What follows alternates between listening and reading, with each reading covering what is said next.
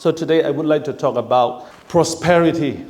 I have been hearing we are a little bit concerned on prosperity, right? Many people want to be rich, right? We don't want to wait for long. That's why many young people are doing something, to be rich on the spot, overnight. I have been in Los Angeles. It's in front of the Hollywood. And I saw many young people are doing something in front of the Hollywood. And there are many talented people. They're just showing up their talents. And some people are doing like riding motorbike. It was amazing. And some people are showing their skills like taekwondo or karate or something. And I asked my brother-in-law, what are they doing here? They earn money? And my brother-in-law said, no, they are just showing their talents and what they can do. And probably the Hollywood director will come and see them. And probably they will pick them, to do a movie. Then they will become a millionaire overnight. That's what young people are waiting for. On the other hand, there are many YouTubers. Do you know who got the most subscribers on YouTube? Do you know, guys? Do you know? Mr. Beast. Okay, find it on YouTube. He got 153 million subscribers. He got millions of views every week. I can tell you, if you have 1 million views on YouTube, you got $1,500 to $2,000. Okay? You want to try? So he was interviewed by interviewers and asked him, how do you get more views on YouTube? And he answered, and it is a wrong question. People usually ask that way. And the question you should ask me is, how do I improve my videos so that people want to watch? Right? So he says, most of you YouTubers, because there are many YouTubers who started their career as a YouTubers, you make videos to make money. But myself, Mr. Beast says, I use money to make quality video. Do you get it? So I learned something from him. And my note is, we don't compromise and negotiate our beliefs, our quality of Adventist lifestyle to earn more money and to earn fame in this world. We don't negotiate. All of the United States president used to talk, one word. We don't negotiate with the terrorists. Right? Have you heard that? Right? So we don't negotiate with the world. Some people will come and ask you, I will give you $2,000. You can work for me on Saturday, and are you going to work? This is a negotiation. It will come in the future. But we use money to share the gospel, right? Helping the poor and sharing the love of Jesus Christ to the people who are desperate and who haven't heard about Jesus. So this is the most important things, the most important task that we need to do in our Adventist life, Adventist church. That's how you make the best quality Adventist lifestyle. And you have made your quality video so that people will watch you and people will see you as you are a good Adventist and a good Christian. Right? This is what we are going to do in the future. So the Bible gives us promise of prosperity. If you ask you, do you want to be rich? Very rich. Then everyone will say, I want to be rich. Right? I want to be rich. I want to be healthy. And I want to be a good person. I want to be famous. And also the Bible agrees with this, prosperity. But today we don't really understand what is prosperity. So I will bring up some ideas from the Bible. So in Psalm chapter 35 verse 27, Psalm chapter 35 verse 27 says, let them shout for joy and be glad, whoever my righteous cause, and let them say continually, let the Lord be magnified, who has pleasure in the prosperity of his servant. So God has this pleasure when we are doing good. In 3 John chapter 1 verse 2 says, beloved, I pray that you may prosper in all things. It means health, money, in everything, and be in health just as your soul prospers. You have prosperity in materials. Paul is talking about prosperity about your souls, your beliefs as well. One of the reasons why people are afraid of the word prosperity, because when you heard from a preacher, your mind is blowing, right? They are talking about immediately you can be rich. It's really popular in Burma, in my country as well. Right now there are many prophets. I don't know how have they become prophets. They can multiply money. One prophet in my country, he just asked people, come, I will make you rich. And how did they do, Open your wallet. How much do you have? Everyone pull out their wallets and they are showing how much money they have. And someone say, I have $5, $2. And they say, okay, just close it. And we are going to pray. Then there will be thousands of dollars in your pocket. And he did it, but no dollars. And he tried again one more time. And he said, okay, he contributes 1 bottle each to the members. This water will make you healthy. And he tried again. And many people are coming, they want to be healthy. So when they drink the water, then, and he pray and they jump and they pray other tongues and whatever they did. And after that, they drink the water, but nothing happened. Even worse. Because people who come to the church, they were very sick. And when they go back, they have to go to the hospital straight away. Right? Nothing happened. But people are trying. How to get well, how to get money immediately. But this is not the way the Bible is teaching us. Today we are going to talk about some principle we can find in the Bible. So the Bible talks about prosperity in Deuteronomy chapter 8 verse 18. And you shall remember the Lord your God, for it is He who gives you power to get wealth, and He may establish His covenant, which He swore to your fathers as it is the day. So what it says is, to get power, to get wealth, He may establish His covenant. So unless your faith and your life is not established in His covenant, you may be wealthy, but that wealth or that money will not come from God. So God's promise of prosperity indicates the revealing of His character, the revealing of His goodness and the revealing of His heart, because He's the good God and He wants us to know that. He wants to bless you and He wants to take care of you, right? Because He wants us to know that He is the Father who can provide everything. He is generous and He's abundant God. So if you want to be prosper in many ways, if you want to have wealth or health, your life must be established in His covenant. It means you have to reveal His character. You have to reveal His goodness. You have to reveal His heart. So these are the component of prosperous person. So many people are talking about prosperity, but they don't have this character. They don't know what is the goodness of Jesus Christ. They don't know what Jesus wants us to be.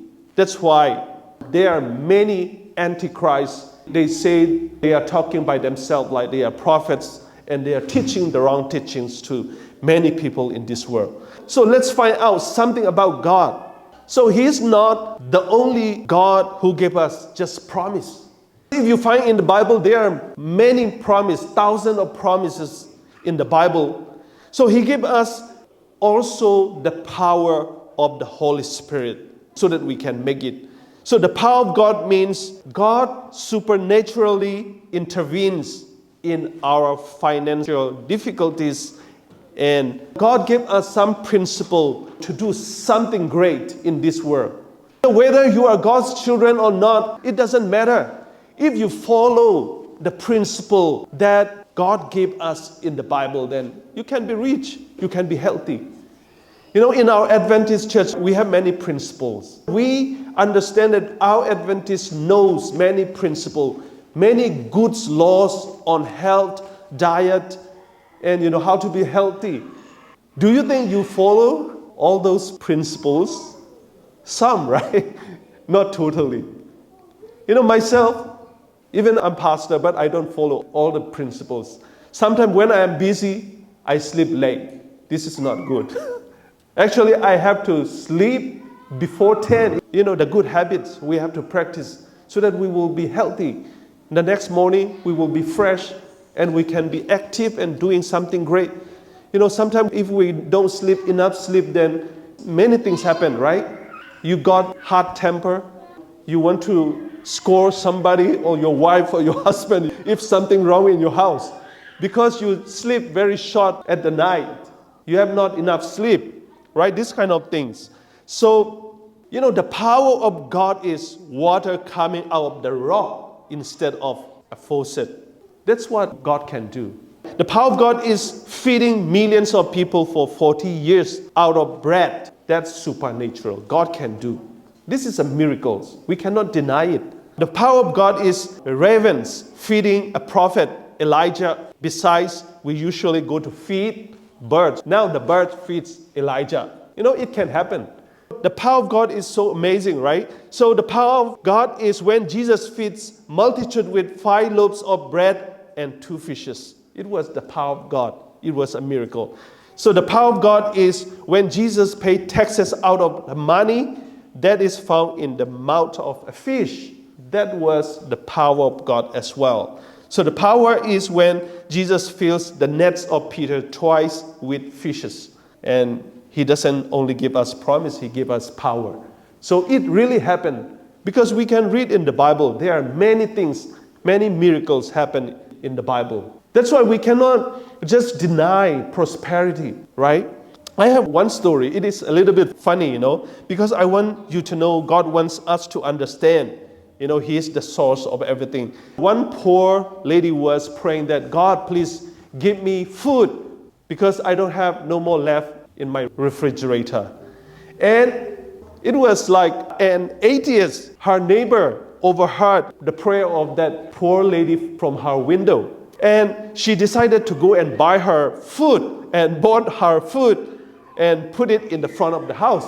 And she really did it. Then later on, that poor lady came and opened it and she found the food in front of her door. And she shouted and said, God, thank you for providing my food. Lord, I knew you would do it. And at the same time, the atheist jumped out of the bush and she said, ha ha ha ha. She was laughing, the atheist. It was not your God because it was me. I bought the food and I gave it to you. And the poor lady said, Lord, thank you that you make the devil pay for it. God can do amazing things, right? Even God can use atheists or God can use the devil to pay for you, right? Before all the Israelites left Egypt, God used Egyptian. What did they get?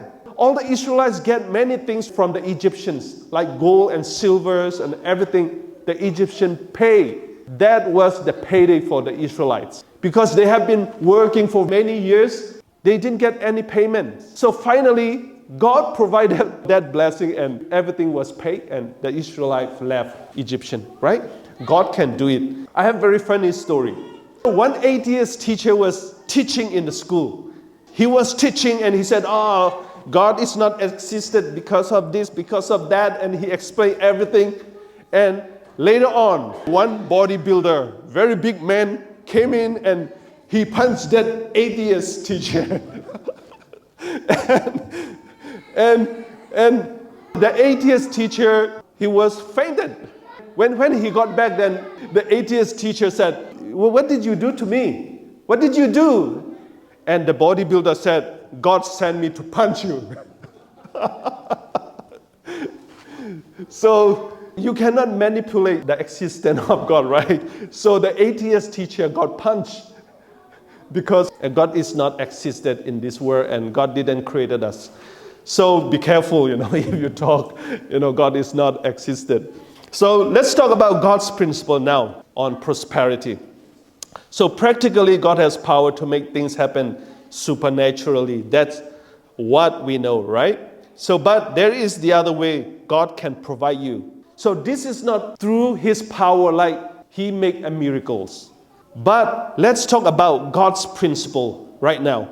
So there is some universal laws. If you do it well, then you will earn. Why Elon Musk is very rich in this world? Because, he follows some universal laws. If you work hard, you will earn more money, right? If you practice something that you really like, guitar or pianos, or you will become a professional and you will get a lot of money, right? So in Psalm chapter 1 verse 3, it says, he shall be like a tree planted by the rivers of water that brings forth its fruit in its season, whose leaf also shall not wither, and whatever he does shall prosper. Who follow his step will become like a tree planted by the rivers. It will not be withered, right? It says that there are particular things you can do so that you can be prosper. So there are principle, universal principle, right? Even there are many atheists are rich. They have a good family, right? They have a very peaceful family, peaceful community, because they follow some universal spiritual principle in this universe. That's why they are rich. We cannot deny that. But we have God who is supernatural, right? He can do more things to us. That's why we have to believe it and we have to follow his steps. So I have only 3 things to discuss today. 3 principles. Probably there are more than 3, but I just brought up 3 principles that we should go after, then will bring prosperity. But strictly, principle number 1, do not chase money. Do not chase money. I would like to illustrate from the prodigal son. It is found in Luke chapter 15, starting from 11. So a certain man had 2 sons. The younger of them said to his father, Father, give me the portion of goods that falls to me. So he divided to them his livelihood, and not many days after, the younger son gathered all together and journeyed to a far country, and there wasted his possessions with prodigal living. So wasted his possession. The idea is he want to waste money. He want to get money from his father. Not only that understanding, but he want to separate, go out from his father's property or his father's possession. He doesn't want to relate with his father. Totally, going out from his father. This is the things that we have to understand. The prodigal son want to waste money. Not his money. He just want to waste his father's money. And he wants to live as a prodigal living. So this is the first thing. And if you have this kind of attitude, then this is actually disrespectful and hateful. And because the Bible says, honor your father and your mother, and it will be well with you, and you will live a long life. So prodigal son, he has no respect and honor for his parents. The first step is do not chase money. Sometimes we have a wrong motive, right? We want to chase money. Have you prayed that you will be rich right away, immediately, probably in a few months? I have prayed many times. Right? I have prayed many times. Lord, please let me be rich because I want to do this, I want to do this. Probably within a year, before the end of this year. Because I want to spend probably a couple of $1,000 in my vacation. I have asked many times. This is like prodigal son, right? Because I haven't earned it. I haven't worked. But I want to get it from God and I want to spend it. This is the wrong motive, right? Number 1. Okay. And this is funny that, I read a Jackie Chan interview, and Jackie Chan, right? Do you know Jackie Chan? Okay, Jackie Chan, what he says is, he once said that he's not going to let his son have any of his money when he dies. So Jackie Chan decided not to give his money to his son. And he said, if he is capable, he will make his own money. And if he is not, then he will be wasting mine. In other words, money is a reward system of contributing. And Jackie Chan's view is that if my son isn't contributing, he shouldn't be getting any rewards. Even Jackie Chan says it very well, right? So money is a reward system for contributing. So in my life, I haven't done anything good, and I haven't done contributions, and I haven't given to the poor, and I haven't helped people, but I want to be rich. This is the wrong motive, right? Right? That's why there are many lazy Christians in this world right now, because they want to be rich. And also some preachers say, if you jump, if you speak in tongues, and if you just fasting for 10 days, then do you think you are going to be rich by doing fasting and jumping and speaking tongues? There is no contribution, right?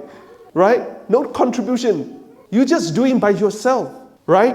So if we continue to talk about the prodigal son, he's in rebellious and he's in disrespectful attitude. So if you just ask for money from God and doing nothing, then what it says, it is rebellious. You are in rebellious and disrespectful attitude. Okay, principle number 2, seek to do well. When you read Luke chapter 15, verse 19, prodigal son repents and come back. So now he's in the right track, right? He's in the right track, and what he says, and I want you to see here what he asked for his father. And he said, I'm no longer worthy to be called your son, and make me like one of your hired servants. So he repented and he came back to his father. And interestingly, when he was filled with devilish mindset, his request was, give me what is mine. Give me money. Give me property. Give me my inheritance. When he was filled with devilish mindset, he requests, always demanding. But now he come back and, he's in the right track. And now what he says, I'm no longer worthy to be called your son. Make me like one of your hired servants. It means now he want to work like hired servant. Even though you don't give me some payment, no problem. I want to work. So this is the right mindset that we need to have, right? Sometimes when we are in the church, I don't earn money because I'm not the pastor, because the pastors are earning money, and I don't need to do, right? This is what all the elders can do, this kind of mindset. Because now if you are in the right track, you have to think the blessing of God, not coming from the world. Now, the prodigal son come back and say, I'm not worthy to be called your son, and make me like one of your hired servants. It means he wanted to work as a volunteer. He didn't request for money. Now, he sincerely want to work for his father. Before he was requested for entitlement, right? When he requested for entitlement always leads him to poverty. So, but when he comes back, he says, Dad, make me a servant. He says, I want to earn honest living. Real prosperity is not a result of entitlement, a result of having money, a result of building a church, a result of building your own house. It is just your sincere mind, and you want to work for God and your Lord, even though you don't earn money, right? So it is not supposed to be a result of earned finances. It is not just inherited finances. Even in the Greek, in the Latin words, prosperity means to do well, not to earn money, not to be rich. Prosperity in Latin means to do well. In the Greek word for prosperity means to lead along a good path, right? To lead along a good path and to guide well. And it is used in the sense to prosper, to succeed, and to have things turn out well for you and to succeed, right? The first step is to do well. Do it well. Do it according to what God has asked you to do. So you have to walk in the right path. This is what prosperity means. So let's go to Genesis chapter 39, verse 3, and you will see Joseph's life. So he walked according to God's way. If you compare Joseph's life and the prodigal son, then you will clearly see what is prosperity. There was Joseph, and his master saw that the Lord was with him, and the Lord made all he did to prosper in his hand. The Lord made all he did to prosper in his hand. So this is the right prosperity.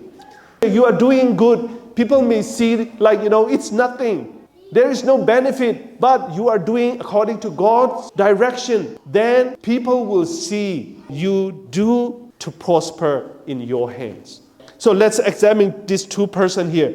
So one is the prodigal son, and then the other one is Joseph. And prodigal son demands to have money. He said, give me what is mine. In the testimony to the church, Ellen White says, he desired to separate his interest from his father. Separation. This is the wrong motive. If you try to separate from the principle of God, it is the wrong prosperity.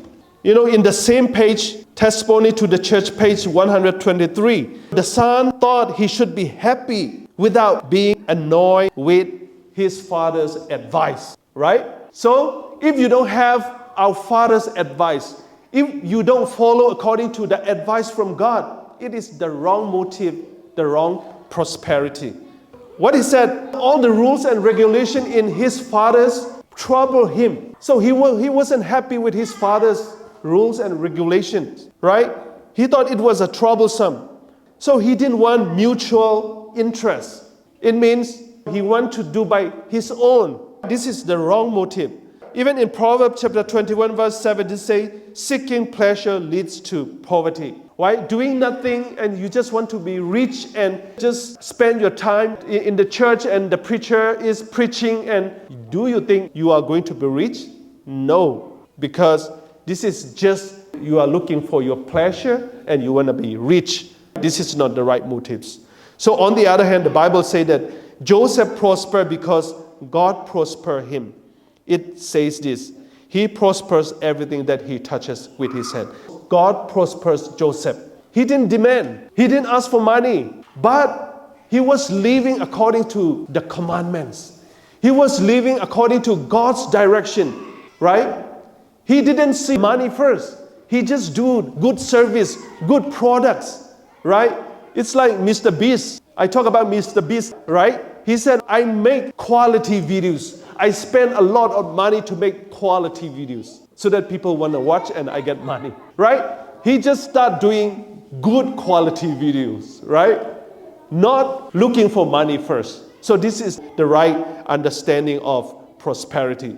So principle number 3, this is my last one. Pursue integrity. Pursue integrity means you have a good moral character and honesty. So I want to redefine prosperity in our mind, because most of us are afraid of the word prosperity because we actually don't know what it means. So Joseph was not rich, right? Joseph didn't start with money. He wasn't rich and he was a slave, and he did not have education at the time when he was a slave. And Joseph was a slave and he was sold and rejected. Yet he was prosperous as a slave, not because of the amount of money that he made, but because how well his work was, right? So how did Joseph prosper? How did Joseph prosper? He worked well in his work. So today, don't worry about you are going to build your empire in Australia. Okay? You will have more real estates or more properties in this country. The first thing God wants you to do is just be right in your work. Just be right with your God. Just follow according to what God has laid for us. Because Joseph followed everything according to God's words, and he followed all the steps God asked him to go onward. He didn't ask for money, right? He was a slave, right? He didn't ask for money. He didn't ask for recognition. It says that the man he was working for, Potiphar, his master recognized the excellence and paying attention to details, doing better than what was expected of him, and showing up earlier and leaving late, studying outside of hours how to improve his skill. And his work was amazing. So that's what Joseph did. After that, all the blessing chasing him, right? Amen? We don't chase for money, right? We are doing the right things. We are building a good relationship with God. Later on, the money, properties, buildings are chasing you. Later on, you have many and you will say, oh, just stop for a while. I have too much already. Amen? Okay, so this is pursuing integrity. Okay, Patriarchs and Prophets says, and the Lord was with Joseph, and he was a prosperous man. And his master saw that the Lord was with him, and that the Lord made all that he did to prosper in his hands.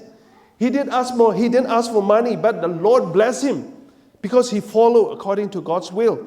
And the same page, Patriarchs and Prophets, page 214, it says, the market prosperity which attended everything placed under Joseph's care was not the result of direct miracle. It wasn't a miracle, but his industry, care, and energy were crowned with the divine blessing. Very sweet quotation, right?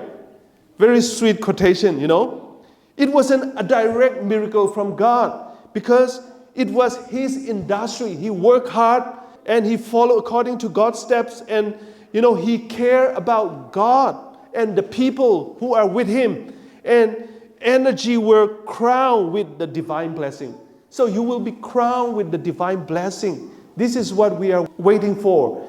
We are not waiting for the world. It is going to crown you because we are just waiting for God, the power of God, who will crown you with the divine blessing. That's what we are waiting for. So money is not evil, actually. Money is exchanged for service or products given. We know already. But the prodigal son, he got a lot of money but never learned to add value, provide good service, make a product. He was actually worthless. In my country, this is my last story. Many people were rich by doing illegal work, like selling drugs and weapons. Out of the blue, overnight they became rich. Then they don't know how to maintain this money. And they were like, they did whatever they want to do. And their children's, they give money, a lot of money in their hands. One of our elders, even in our Adventist, he has been elders for many years. But his son did that kind of business and they become very rich. They built like 4 or 5 stories buildings. But all of his children already passed away because of drug, because of alcohol. Now only one son left. He went to the United States. That son got married with a very good Adventist lady. Amen? So only one person left. So don't ask for money, just immediate money and you will get rich. You try to add value and provide good service to our church and make a good product in our church and make a good family and spend time with your family, then the money will chasing you. The blessing will chasing you. There will be a divine blessing from God because God wants to bless us. The prodigal son spent all that his father gave him and he began to regret his sinful course of extravagant pleasure. And he was obligated to come down from his life of sinful indulgence to the low business of feeding swine. So later on, he realized that his life is in a mess because he's separated from his father. Now, he is thinking that to be with his father is the best. Now he come back to his father and he said, Dad, give me a job. See, now he want to start a good life. Today we can ask God that, Lord, give me a job. Give me a words to proclaim to the people who do not know about Jesus. Ask for this job. And Father, I want to learn to add value. Add the Christian value, our Adventist value in your life. And I want to learn to provide service and make something that will help somebody else. Now the prodigal son doesn't chase for money. He chased making a product and he was providing service for his father. He lived according to Christ-like because Christians are Christ-like. Christ was here on earth to serve, but not to be served. So serving to others is, the things that we need to do. Prosperity, everything is in the hands of God. If He want to give you, if God want to bless you, it can be very easy. The first thing we have to chase is God's protection and God's direction and God's mercy and God's love, and to be faithful until the end of this world, until Jesus comes. May God bless you all.